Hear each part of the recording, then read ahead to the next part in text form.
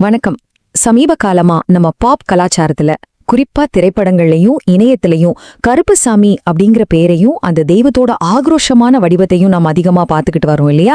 இன்னைக்கு நம்ம பார்க்க போற இந்த விளக்கப்பதிவுல மிகவும் இருண்ட ஆக்ரோஷமான அதே சமயம் நம்மள அப்படியே கட்டி போடக்கூடிய ஒரு மாபெரும் வரலாற்று பயணத்தை தான் ரொம்ப விரிவா அலச போறோம்.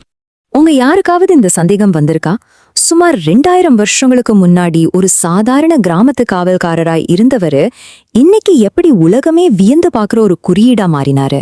தம் மக்களுக்காக களத்துல நின்னு உயிரை விட்ட ஒரு சாதாரண மனுஷர் இப்போ உலகம் முழுக்க இவ்ளோ ஆழமான அதி தீவிரமான பக்தியை எப்படி பெறாரு?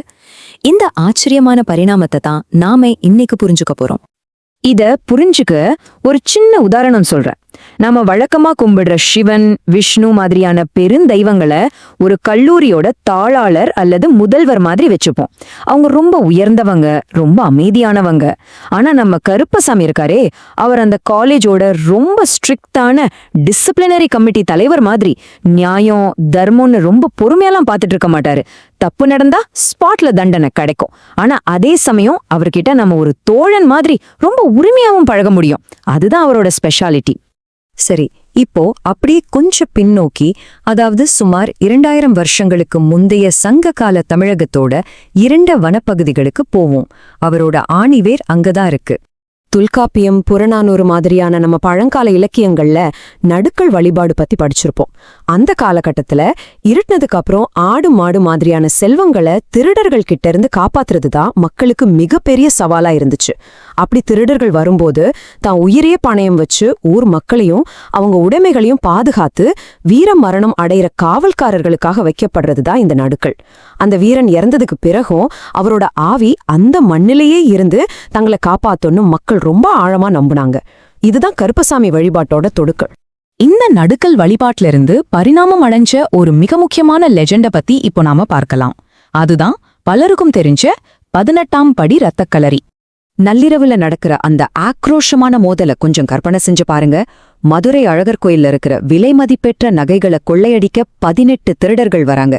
ஆனா அவங்கள தடுத்து நிறுத்த கருப்பசாமி அப்படிங்கிற ஒரே ஒரு காவல்காரர் அந்த கோவில் படிகள்ல தன்னந்தனியா மலை மாதிரி நிக்கிறாரு. அங்க நடக்கிற அந்த பயங்கரமான மோதல்ல அந்த 18 திருடர்களையும் தனி ஒருவனா நின்னு வீழ்த்திட்டு இறுதியா அந்த ஒற்றை காவல்காரரான கருப்பசாமியும் தன் உயிரை விடுறாரு. பொழுது விடிஞ்சு பார்க்கும்போது அந்த 18 திருடர்களும் நம்ம காவல்காரரும் அந்த படிகள்ல ரத்த வெள்ளத்துல பிணமா கிடக்குறாங்க. அந்த சமரசமில்லாத விசுவாசத்துக்கும் அளப்பரிய தியாகத்துக்கும் அவருக்கு கிடைச்ச மிகப்பெரிய கௌரவம் என்ன தெரியுமா? இன்னைக்கு வரைக்கும் உலகமே வியந்து பாக்குற மதுரை சித்திரை திருவிழால கள்ளழகர் ஊருக்குள் வர்றதுக்கு முன்னாடி கருப்பசாமி தான் முதல்ல கம்பீரமா போவாரு. அது மட்டும் இல்லாம அழகர் கோவிலோட கணக்க வழக்குதுல சரிபார்க்கும் நிரந்தர பொறுப்பும் அவருக்கு தான் வழங்கப்பட்டிருக்கு. தன் உதிரம் சிந்தி அந்த திருத்தலத்தை காத்த வீரனுக்கு கிடைச்ச காலத்தால் அழிக்க முடியாத அங்கீகாரம் இது. இப்படி ஒரு ஊரை காத்த வீரன் நாயக்கர் காலகட்டத்துல எப்படி பல ஊர்களுக்கான பிரத்யேக காவல்காரனா பல வடிவங்கள்ல மாறினாரு அப்படிங்கறத நாம அடுத்து தெரிஞ்சுக்கணும். ஒவ்வொரு கிராம மக்களும் அவங்கள காப்பாத்தின காவல்காரனோட குணாதிசயங்களுக்கு ஏத்த மாதிரி கருப்பசாமியை எப்படி மாத்தினாங்கன்னு கவனிங்க. போரில் காயமடைந்தவர சப்பானி கருப்பசாமினோ, ஒரு மத யானையோட பலம் கொண்டவர மத யானை கருப்பசாமினோ, கேரளாவிலிருந்து வந்தவர மலையாள கருப்பசாமினோ அழைச்சாங்க. அதே போல ஒரு குறிப்பிட்ட வாசனையை கொண்டவர் புனுங்கு கருப்பசாமி. இதை தவிர முத்து கருப்பசாமி, வேட்டை கருப்பசாமி, கோட்டை கருப்பசாமின்னு அந்தந்த உள்ளூர் வீரர்களோட தனித்துவத்துக்கு ஏத்த மாதிரி கருப்பசாமி 21 அவதாரங்களை எடுத்தாரு. இதுல நீங்க ரொம்ப நுட்பமா கவனிக்க வேண்டிய ஒரு விஷயம் இருக்கு. அது அவர் கையில இருக்கிற ஆயுதங்கள். இடது பக்கம் இருக்கிற அந்த அருவாள் மனிதர்கள் மூலமா வர்ற ஆபத்துகளை தடுக்கவும் தண்டனை கொடுக்கவும் பயன்படுறது. ஆனா வலது பக்கம் இருப்பதை பாருங்க, அது ஒரு பிரம்மாண்டமான இரும்பு சங்கிலி. பில்லி, சூனியம், சேவிகை மாதிரியான கெட்ட சக்திகளை அடிச்சு விரட்ட பயன்படுற ஸ்பெஷலான ஆயுதம் இது. தீய ஆவிகளை சங்கிலியால் கட்டி இழுக்கும் நம்ம ஊரு கோஸ்ட் ரைடர் மாதிரியான ஒரு அமானுஷ்ய வடிவம் தான் இந்த சங்கிலி கருப்பசாமி. அவர் எங்களோட நண்பர். அவர்கிட்ட நாங்க பேரம் பேசுவோம். மக்கள் கருப்பசாமியை எப்படி பாக்குறாங்க அப்படிங்கிறதுக்கு இந்த ஒற்றை வரியே மிகப்பெரிய சாட்சி. சாதாரண தெய்வங்களுக்கு நம்ம பயபக்தியா படையல் போடுவோம். ஆனா இவருக்கு சுருட்டு, மது மாதிரியான விஷயங்களை வச்சு ஒரு நண்பன் கிட்ட கேக்குற மாதிரி பேரம் பேசுற அளவுக்கு மக்கள் ரொம்ப உரிமையா இவர் அணுகுறாங்க.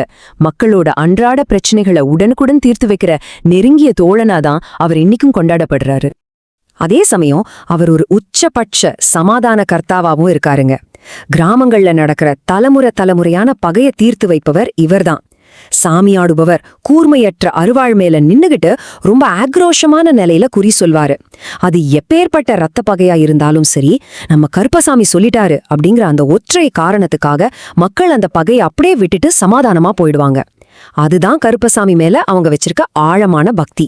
ஒரு சின்ன கிராமத்தோட எல்லைய காத்துக்கிட்டு இருந்த இந்த தெய்வம் எப்படி கடல் கடந்து ஒரு உலகளாவிய பயணத்தை மேற்கொண்டுச்சு அப்படிங்கிற வரலாறு ரொம்பவே நெகிழ்ச்சியானது. தென்னாப்பிரிக்கா, மொரிஷியஸ், ஃபிஜி, மலேசியா, சிங்கப்பூர், அப்புறம் கரீபியன் தீவுகள்னு உலக வரைபடம் முழுக்க இந்த நம்பிக்கை எப்படி பரவியிருக்குன்னு பாருங்க. பிரிட்டிஷ் காலகட்டத்துல கரும்பு தோட்டங்களுக்கு வேலைக்கு போன அந்த உழைக்கும் மக்கள் தங்கள் சொந்த ஊர்ல இருந்த மண்ணையோ சொத்துப்பத்துகளையோ எடுத்துட்டு போக முடியல. ஆனா அந்நிய தேசத்துல தங்களை காக்க கருப்பசாமி மேல அவங்க வச்சிருந்த அந்த அசைக்க முடியாத நம்பிக்கையை மட்டும் மறக்காம கப்பலேற்றி தங்களோடயே கொண்டு போனாங்க. அந்தந்த நாடுகளோட கலாச்சாரத்தோட கருப்பசாமி எப்படி ஒன்றி போனார் அப்படிங்கறத பாக்குறப்போ உண்மையிலேயே ஆச்சரியமா இருக்கு. கேரிபியன் மற்றும் தென் அமெரிக்க பகுதிகள்ல சங்கிலி கருப்பசாமிய மக்கள் சாங்கானி பாபா அப்படின்னு அன்பா அடைக்கிறாங்க. இந்தோ கேரிபியன் தீவுகள்ல அவரை கடல்களின் ராஜான்னு பொருள்படுற டி பாபா அப்படின்னு கூப்பிடுறாங்க. அங்க இருக்கிற இளைய தலைமுறையினர் வேற மதங்களுக்கு மாறினாலும் கூட தங்களை காக்கும் இந்த தெய்வத்தை வழிபடுறத மட்டும் அவங்க ஒருபோதும் கைவிடவே இல்லை.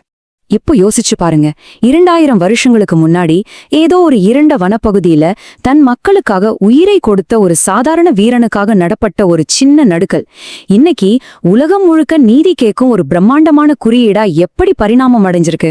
ஒரு தனி மனிதனோட சுயநலமற்ற தியாகம் மரணத்தை வென்று கடல்களை தாண்டி ஒரு அழியாத சரித்திரமா மாறியிருக்கு. ஒரு சாதாரண காவல்காரன் உலகமே கொண்டாடும் தெய்வமா மாறின இந்த அற்புதமான பரிணாமத்தை பத்தி நீங்க என்ன நினைக்கிறீங்க? மீண்டும் இதே மாதிரி ஒரு சுவாரஸ்யமான விளக்கப்பதிவுல உங்களை சந்திக்கிறேன்.